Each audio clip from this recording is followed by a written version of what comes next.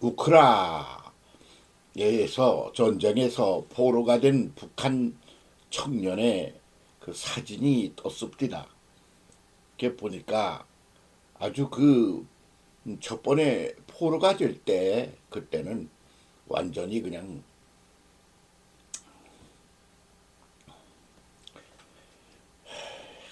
아주 다 죽어가는 그런 모양새도만요. 비참하게 말이죠.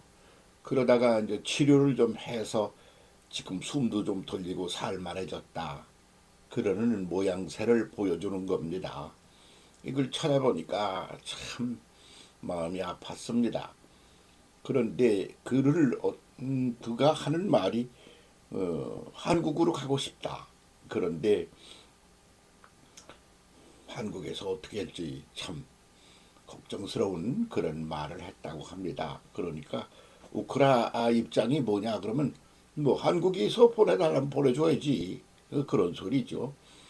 그러니까 한국의 입장은 뭐냐 그러니까 우리 헌법상 북한 주민도 우리의 국민이다. 그렇기 때문에 우리 국민을 우리는 보호하고 지키고 그래야 되는 거 아니냐. 뭐 말하나 말하다. 이게 이제 우리의 입장이다. 그렇게 얘기를 했더구만요. 이걸 보면서 무슨 생각을 했느냐 그러면 입장이 각각 다르구나. 그런 생각을 했습니다. 그리고 그 북한을 바라보는 그 시각 그리고 이렇게 고통당하는 이 북한 주민을 바라보는 군인을 바라보는 젊은이를 바라보는 입장 이게 정말 하나님이 보시기에 어떻겠나 그러는 생각이 갑자기 들었습니다. 더 정확하게 말하면 하나님이 나보고 묻습니다. 너는 어떻게 보니? 그렇게 물으셔요. 그래. 왜요? 그러니까 그 보는 시각 입장이 각각 다 달라. 근데 너는 어떠니? 그 한국 사람들은 어떻게 생각하는 거야? 그런 질문을 받았습니다. 별 생각을 다 했습니다.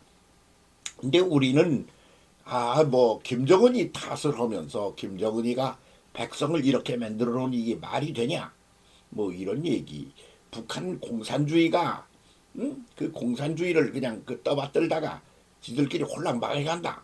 이래서 그 나라가 어떻게 되어가고 있는지 같은 거.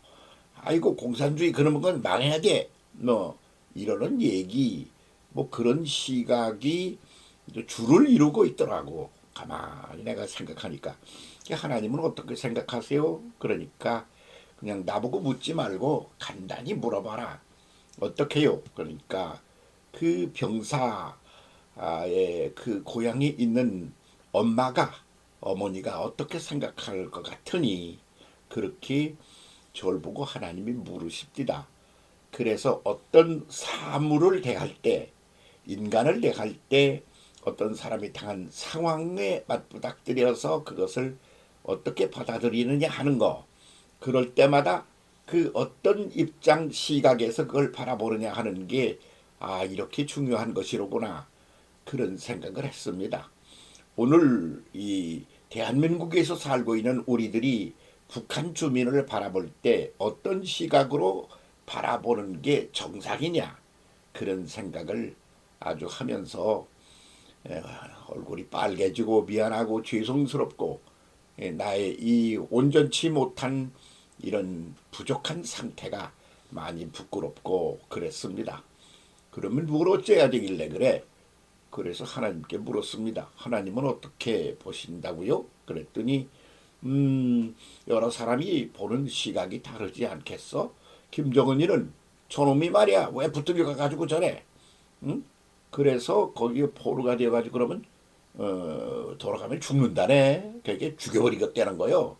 그러니까 자기 동포를 향하여 뭐 그냥 국민을 향하고 사랑하고 그래서 생겨난 게 공산주의라는데 지금은 계산서를 가지고 들여다보는 거요. 이길 이해 뭐 상태를 가지고 쳐다보고 있는 게 김정은이더라고요. 내가 가만히 보니까 그 북한 주민이 그 사회가 지금 백성을 대하는 태도가 이해관계야. 그래가지고 그냥 자기 지에게 해롭다 이렇게 하면 죽여버리려고 그러는 거지. 그러니까 이런 것을 아주 제일로 싫어하는 이가 누구냐?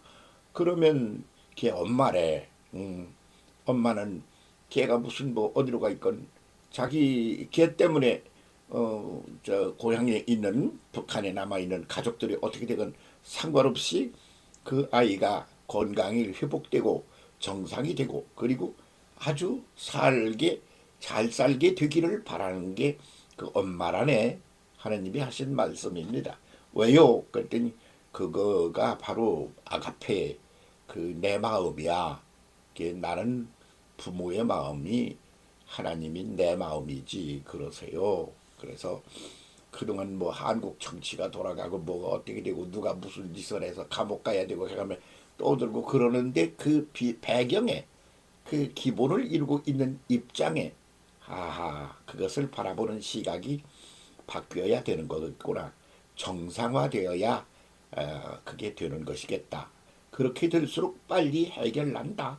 그런 말이지요.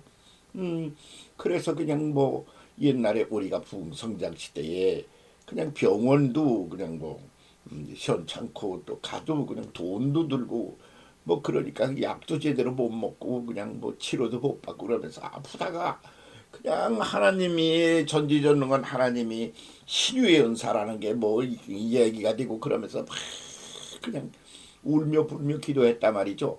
근데 그 시절 저도 거기 섞여 돌아다니며 함께 살았어요. 근데 그때도 온전치 못한 게 우리에게 있었구나.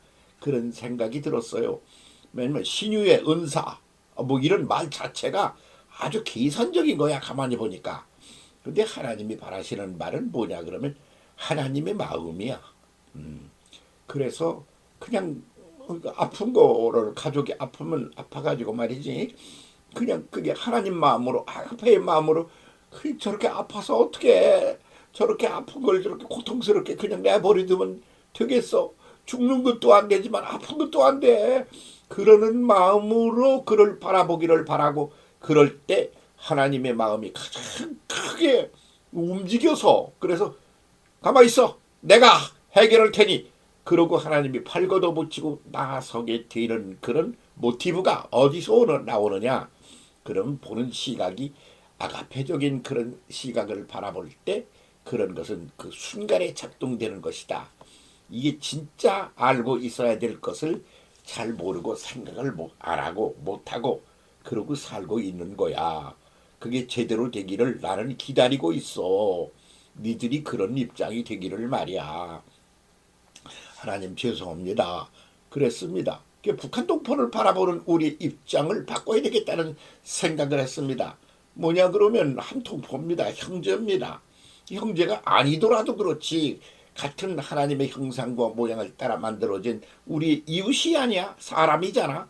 그러면 그 사람이 겪는 그 고통이나 그 힘들어하는 거 뭐 이런 것을 거기에 포커스를 맞춰서 마음이 작동을 해야 되는데 말이야. 그것이 그냥 순전히 무슨 국익이 어떻고 말이야. 뭐 이런 게 해서 뭐 아주 큰 이익을 자기들은 생각하는 것처럼 이러는데 그게 본질적인 것에 그 가까이 간 거냐 그런 상태가 되어 있는 거냐 하는 데 대해서 생각을 확 바꿔야 되겠더라고요. 그래서 그 우크라이나에 포로가 된 그 사람 그 처음에 잡혔을 때 그 상태 뭐 이런 거 사진을 이렇게 보니까 다 죽어가는 거예요. 그러다가 이제 숨을 돌리고 이제 살만해진 거야. 그러니까 걔가 이제 무슨 생각이 드냐면 이제 어떻게 내가 살아남지? 그런 생각이 살살 들기 시작해가지고 두려움과 공포에 떨고 있는 거야. 그 젊은이가 말이야. 그 어린 걸 거기 보내가지고 아휴 그 보낸 것도 그런데 말이야. 그렇게 다치고는 애가 그런 입장과 처지에 자기가 떨어져서 외롭고 고독한 거야. 누가 나를 사랑해주고 돌봐주고 걱정해주나?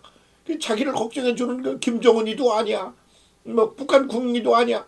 거기 돌아가봤자야. 그럼 어디로 가야지? 그런 그 외로움과 고독에 내동댕이 쳐진 환자 아이로서의 그 젊은이가 새롭게 확 다가오면서 우리 기도를 근본적으로 바꿔야 한다. 그런 생각을 했습니다. 기도하는 거 뭐 기도를 해서 하나님한테 이래달라 저래달라 애걸복걸한다고 하나님이 그 소리를 들어준다. 이런 그 기본적인 그 태도 입장 자체가 하나님 마음이 드는 거 아니죠, 뭐냐. 하나님 사람의 그 마음이 어떤 상태냐에 따라서 하나님이 그 응답을 하고 작동을 하시고 그러는 그런 자연스러운 그런 그 다음에 따라오는 해결책이 그게 속도 그 상태 이런 게 결정난다. 이게 기본 기준이야. 그게 하나님의 말씀이었습니다. 그래서 오늘은 이 이야기를 꼭 함께 나눴으면 그런 생각을 했습니다. 하나님은 그냥 사랑의 하나님이셔. 그래서 누가 고통을 당해 밥을 굶었어.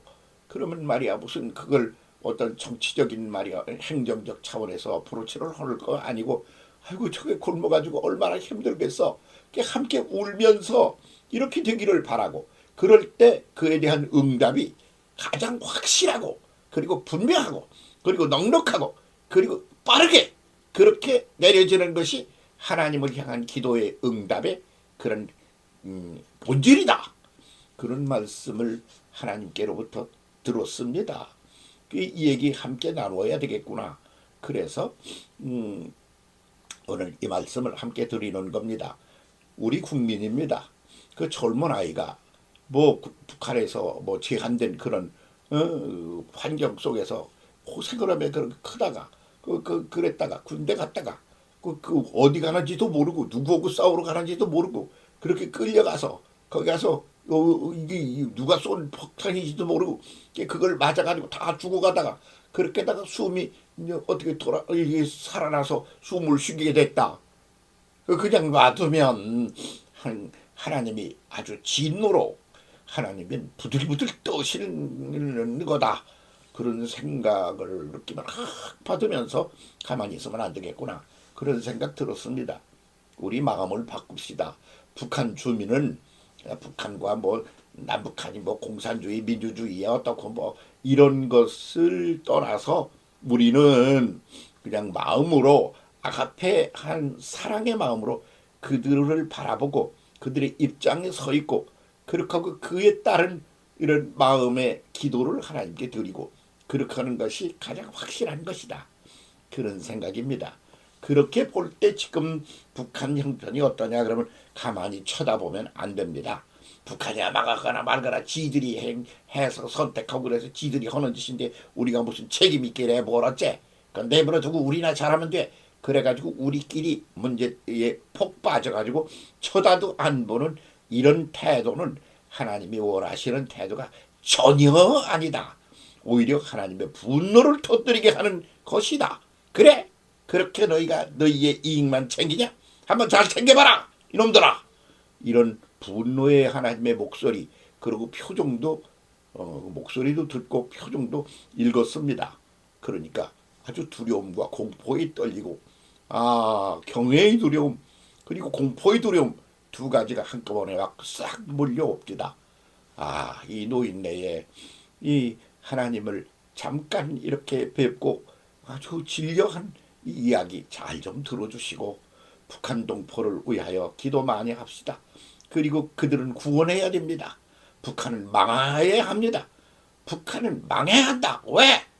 그 주민을 생각해서 뭐 기준 딴 데 두지 마. 그렇게 되면 안 망하면 한국이 얼마나 손해를 보겠나. 국제적인 입장에서는 어떻겠나. 우리의 미래는 어떻게. 그런 계산 너무 하지 마. 그냥 하는 게 딱 한 가지로 시작해. 그거로 끝나도 충분해. 그게 뭐냐. 아가페 사랑으로 내 이웃을 내 몸으로 사랑하라. 내 이웃이 너의 일부야. 그러니까 내 이웃을 너처럼 내 입장에서 바라보고 그것을 해결하는 그런 쪽이 정답이다. 하나님의 말씀입니다. 하나님의 말씀을 전해 드립니다. 함께 그 말씀 나눕시다. 감사합니다.